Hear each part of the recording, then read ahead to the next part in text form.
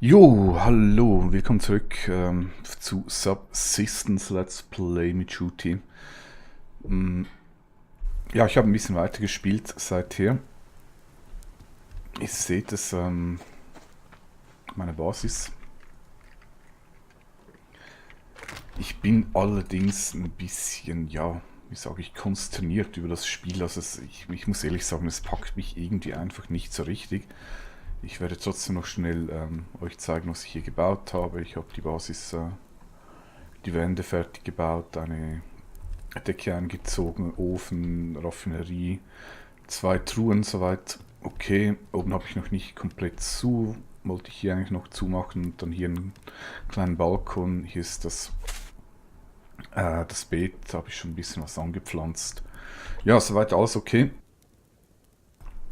Was ich jetzt allerdings sagen muss, ich ziehe jetzt hier wirklich das Fazit und mache auch einen Stopp vom Let's Play. Das wird die letzte Folge sein.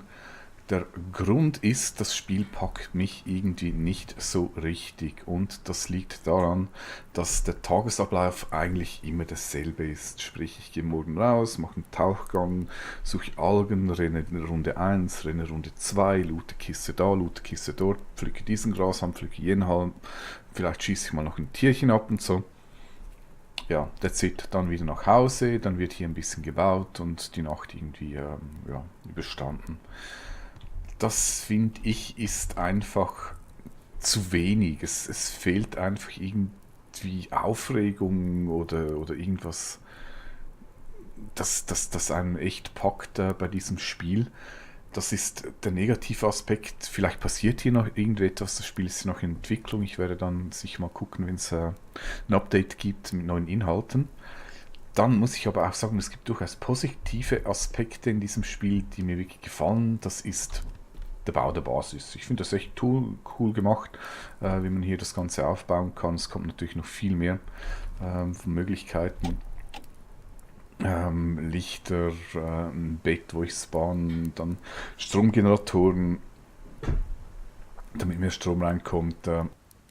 Storage-Systeme, Workbench habe ich schon mal gebaut und angeschaut. Da kann man dann noch erweiterte Dinge bauen, wie Metalllegierungen, Munition, Waffen kann man verbessern. Ja, dann gibt es noch einen Kühlschrank, damit die Nahrung nicht so schnell verrottet, Recycler, irgendwelches Zeug wieder zurückzumachen, in Masse umzuwandeln. Massfabrikator ist eigentlich dasselbe wie ein Stromgenerator für Masse. Dann gibt es noch das Tierhaus, wo ich Hühner und Hasen halten kann.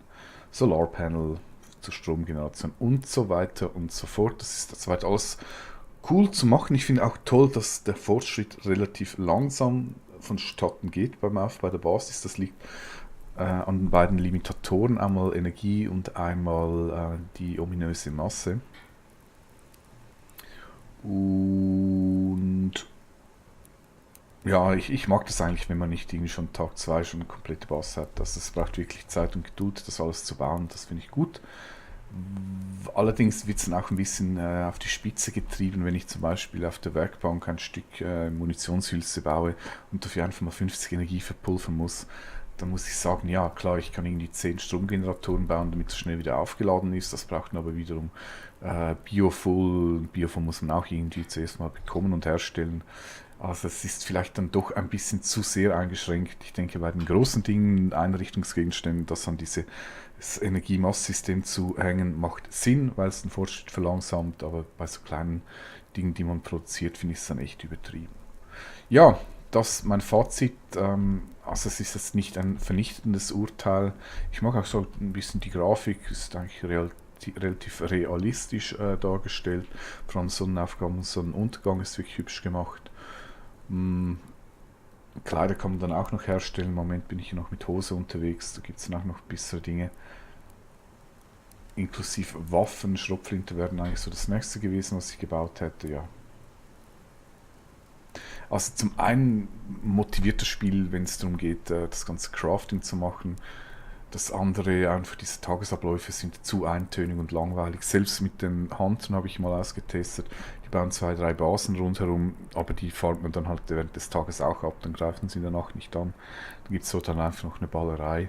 Ist jetzt auch nicht das, was die große Motivation bringt. Ja, Entsprechend sage ich, das Spiel ist definitiv noch verbesserungs- und optimierungswürdig. Ich werde es mir nochmals anschauen, wenn es ein Update mit neuen Inhalten gegeben hat. Bis dahin werde ich es aber ruhen lassen, weil es mich so einfach nicht packt. Ja, in diesem Sinne, mal schauen, was ich als nächstes anfassen werde. Ich mache ja noch diesen 7 Days to Die, mein Gott, Challenge. Der läuft allerdings auf Schweizerdeutsch. Ich werde dann aber sicher wieder deutsche Let's Play starten, sobald ich weiß was. Ja, bis dahin sage ich Tschüss.